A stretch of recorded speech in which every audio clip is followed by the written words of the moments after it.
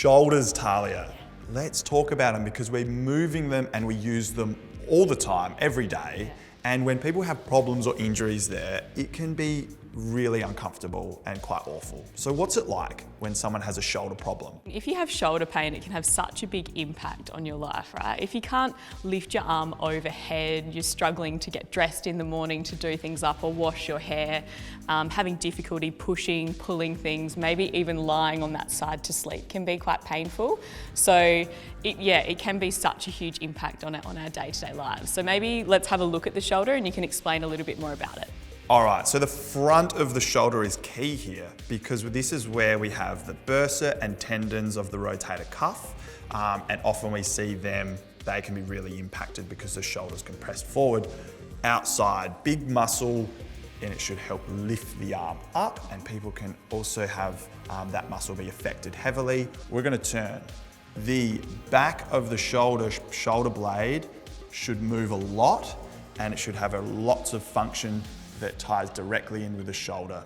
This is key here. And lastly, the top of the shoulder, which is related to the neck, lots of muscles which can help control shoulder elevation and depression. So that's looking at the shoulder very briefly. Why then are there problems there? Why does it occur? People can get shoulder pain for a number of reasons, and the first thing would be if someone suffers a traumatic injury. So if they maybe fall on that side, sublux the joint, or dislocated even, or a muscle tear somewhere in the shoulder. But the more common thing that we'd probably see is that slow burn and onset of pain, which often is caused by a bit of an imbalance somewhere in the body. And that could be an imbalance in the actual musculature around the shoulder itself, so the rotator cuff. And you can imagine if you've got an altered push-pull through that area, it can cause pain or dysfunction. The other thing would be an imbalance somewhere else in the body. So looking up at the neck or the mid-back and how that can impact the shoulder itself. So on that note, what would be the most common thing that you see with shoulders? Bursitis, tendonitis, rotator cuff impingement, shoulder impingement. These are all lumped together, and ultimately it's because this space right there, there's not enough of it, okay? That space is getting closed down. So what we must look at is how on earth can we open up and create better function and space through the front of the shoulder. That's really important and can be pretty tricky. Yeah. So as a physio, if I came in with shoulder pain, what would that consult look like? Number one, I get your history. Yep. If we're dealing with a chronic problem, I must start with your neck and I must start with your spine. Yep.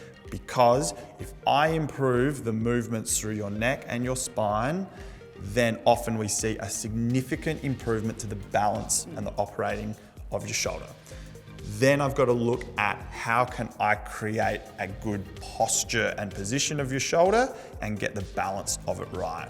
Then finally, it's looking at how do we keep it in a good position so that you can move it and stretch it pain-free and comfortably. That involves some stability and strength exercises. To be fair, when people are in pain, we've got to address that and get rid of that first. So I think a key thing is that people can have lots of injections and surgery to try and help with this, but that's what we want to see if we can avoid and get on top of first so that we can create a good long-term outcome for people who are having shoulder problems and injuries.